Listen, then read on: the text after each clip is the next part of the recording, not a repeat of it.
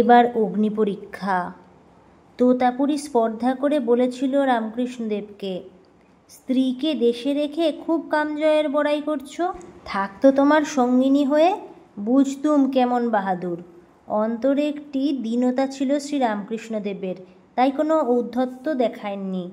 বিনীতের মতো অগ্নিপরীক্ষার পূতদীপ্ত মুহূর্তটির জন্য প্রতীক্ষা করেছেন। সেই মুহূর্তটি সমাগত।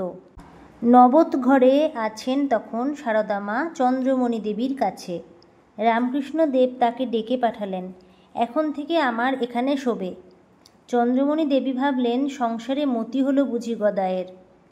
পাশাপাশি দুটি খাট, বড় খাটটিতে শ্রীরামকৃষ্ণদেব বসে, ছোটটিতে লজ্জাবৃতা হয়ে ঘুমিয়ে আছেন সারদা মা।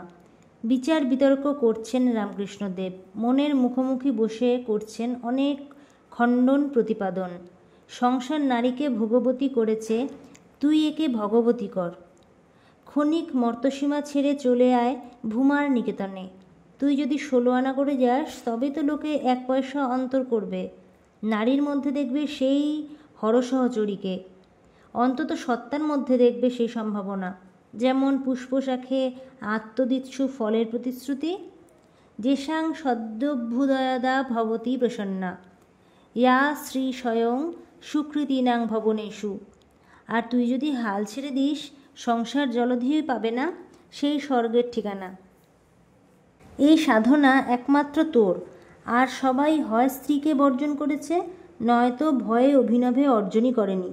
তুই শুধু দেখবি একবার স্ত্রীর মহিমা। কাকে বলে সহধর্মিণী?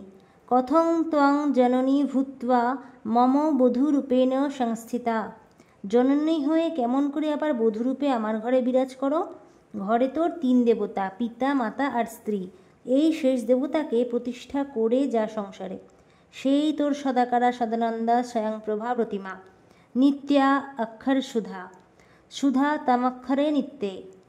নারীর উত্তুঙ্গতম গৌরবের মুকুট পরিয়ে দে তার মাথায়। ভবনেশ্বরীর মধ্যে ভুবনেশ্বরীকে দেখ। কিন্তু শ্রীরামকৃষ্ণের মনেও কি ভয় নেই? আছে ভয়, পাছে সারদা মোহিনী রূপ ধরে, তাকে তার অমৃতের অধিকার থেকে বঞ্চিত রাখে। তাই ভবতারিণীর কাছে এই শুধু আকুল প্রার্থনা শ্রীরামকৃষ্ণদেবের, মা, আমার স্ত্রীর ভিতর থেকে কামভাব দূর করে দে। কোনো ভয় নেই, আমি শিরাকঙ্কাল গ্রন্থিশালিনী, মাংসপাঞ্চালী নই।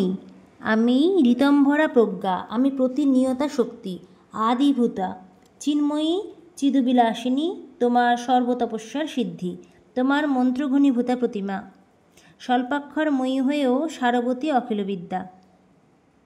মাকুকে তিরস্কার করছেন শ্রীমা।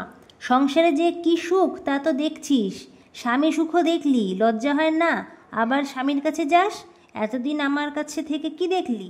এত আকর্ষণ কেন? কেন এত পশুভাব? কি সুখ পাচ্ছিস? ফের যদি যাবি দূর করে দেব।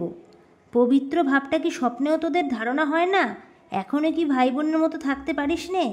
কে একটি স্ত্রীলোক এসেছে মার কাছে, কণ্ঠস্বর অনুতাপে ভরা, মা, আমাদের উপায় কি হবে? মা ঈষৎ বিরক্ত হলেন, বললেন, তোমাদের বছর বছর ছেলে হবে, একটুও সংযম নেই। এখন আমার কাছে এসে আমার উপায় কি বললে কি হবে বলো?